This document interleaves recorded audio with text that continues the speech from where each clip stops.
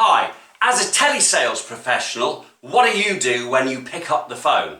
Hello, I'm Steve Q, and in this quick video, we're going to talk about the power of deliberate and positive intention. I'm sure someone far smarter than me could make an acronym out of that. But the power of positive and deliberate intention. In my experience, which is about 33 years, if that counts for anything, and I've made over £1 million 3 times as a telesales salesman, so think about that, and I say that to impress upon you that that type of income is possible over the telephone, okay?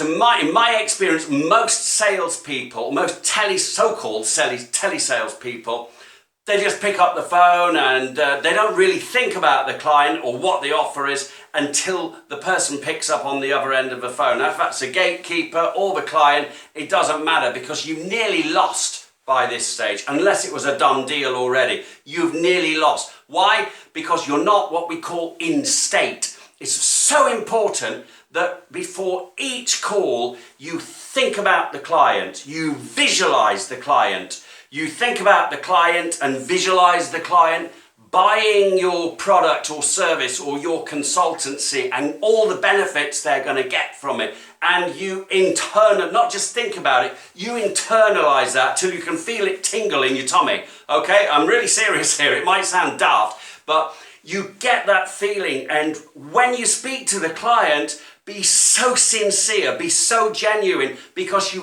want him to have the benefits of that. Don't want the deal because you want the commission. That's going to come anyway. Want the client to have the benefits, and he will pick up. This part of you talks to this part of me, talks to this part of your client. It's called a transference of feeling. It's something that happens subconsciously over the telephone. It's that thing that makes people think either, I really want to go with this, I'm going to go with my gut, it feels great, or it's the same thing, if it's not done and used properly, that makes people think, I really like this idea, it all seems good, but something's troubling me. Don't let that happen to you. Remember, every time, focus on the outcome of that telephone call. Focus on the client, visualize the client saying yes, and above all, guys, don't do what so many people do.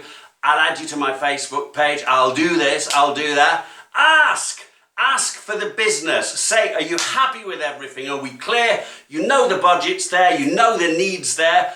Talk about the consequences of not taking action sooner rather than later, and then simply ask them for the business. John, would you be a client of mine now? Can I have the privilege of serving you as a client? Can we do business together? And there's a million ways to ask, but don't forget to ask. Don't be afraid of asking. And if they say no, ask again. And if they say no, ask again. Maybe on this call, maybe on the same call, if you have to reroute a little bit, or on the next call. But please ask for the business every time. I'm Steve Q. Please share, like, the whole social media thing, and do get in touch if you want your sales to go up, because we can make it happen, guys. Cheers now.